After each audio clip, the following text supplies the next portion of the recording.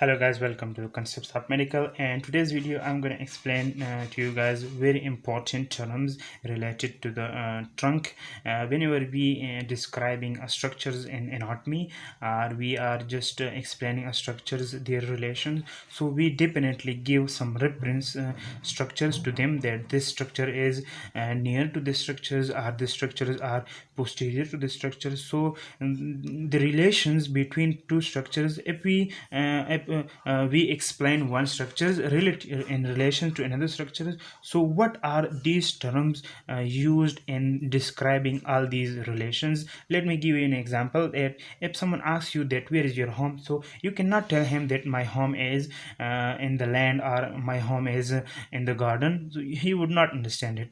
You definitely give him some reference place, that you can tell him that my home is near to the bank, or my home is back to the school, so he would understand like that.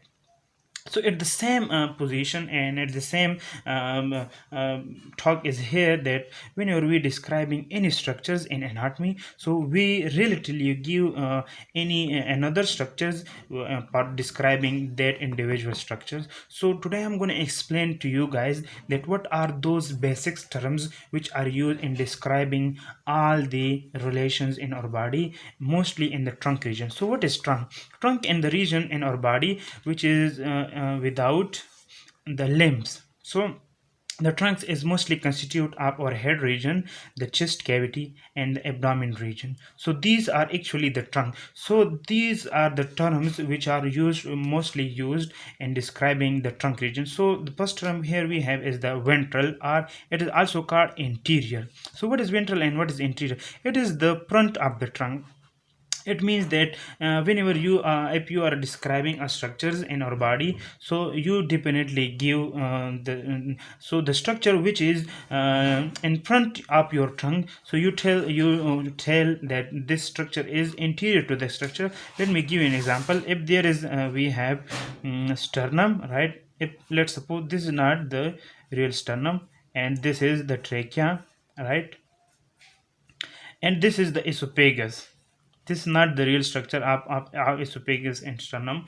And this is I'm watching to these structures by lateral side, and this is the interior side, and this is the posterior side, right? So I'll if I explain the sternum, so I'll tell you that sternum is interior to the trachea and esophagus, right?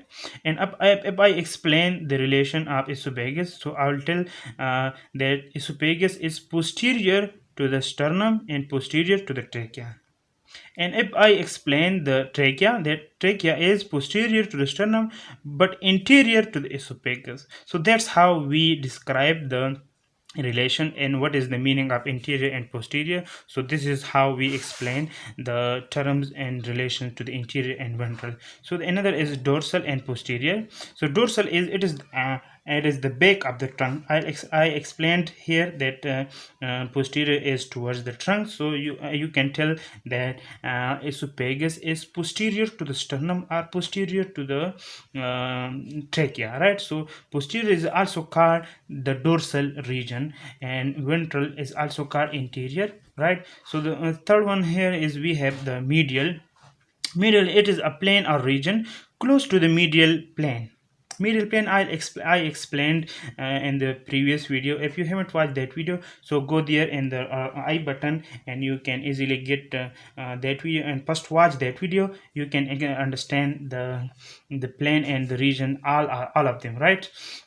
So medial is, it is actually a plane or some region which is close to the medial region. If I tell you that heart is medially present to the lungs, because lungs are laterally present to the heart. So that's how we describe the medial, in the relations in terms of the medial, right?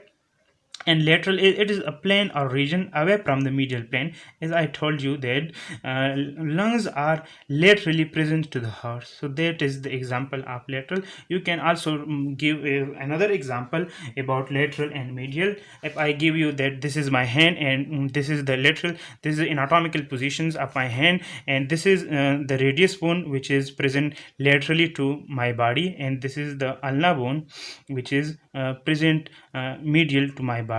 So that's how you can use these terms everywhere in your body, right?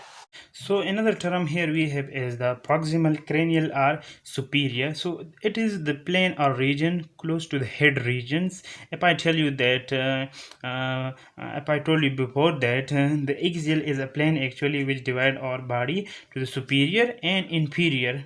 So that's how close to the head region we call these structures and these relation in these planes we call it superior. And cranial is towards the head, and proximal is towards the attachment side or towards the head region. I can also use this proximal term in the relations with the bones. If I tell you that this is my hand and this is the radius bone, this is the proximal end of radius bone because it is attached to the humerus and making the elbow joint, and this is the distal end of my radius bone which make joint with the carpal bones. So I can also use these terms in relations with the bones and relations with anything, right? So another term we have is the distal caudal or inferior. So this is exactly opposite to this terms.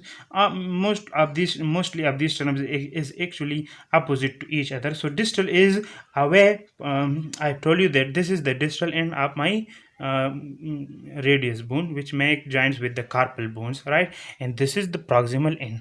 So distal mean towards the end of the trunk, and caudal is also means to the tail region, or inferior means towards the head region, towards the foot region, right? And superficial, another term we have here is the superficial. So what is superficial? It is a region or surface close to the skin or towards the surface of the body. Let's suppose if I tell you that my sternum is superficial to my heart.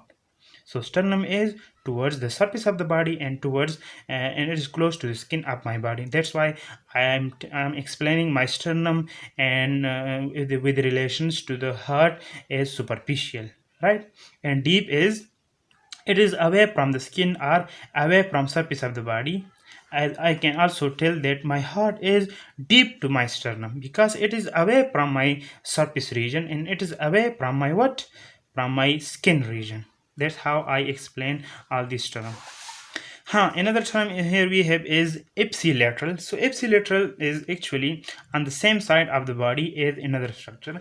If I explain one structure with relation to another structure and this structure is at the same side to the another structure, so I'll call it that this structure is ipsilateral to this structure. Let me give you an example.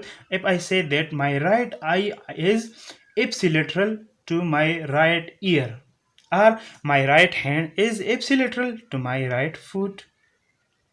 You guys get it? It is very simple, right? Ipsilateral is if you are explaining one structure with relations to another structure and that structure is also at the same side to the structure which you are explaining, so we call it that these structures are ipsilateral to each other.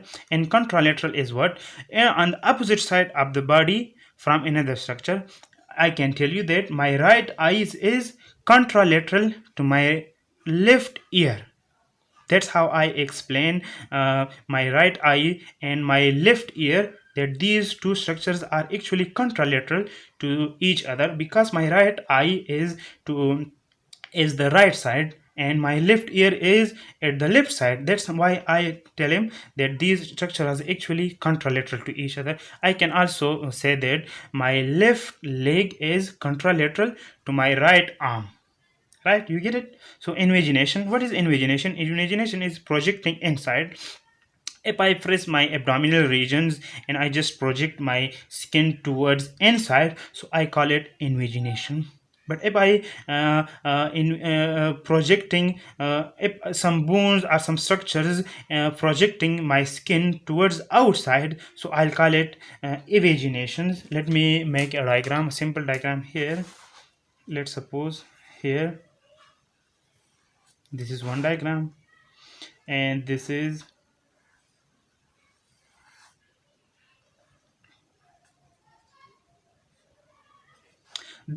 invagination, because it is towards inside, projecting towards inside, and this is evagination, right?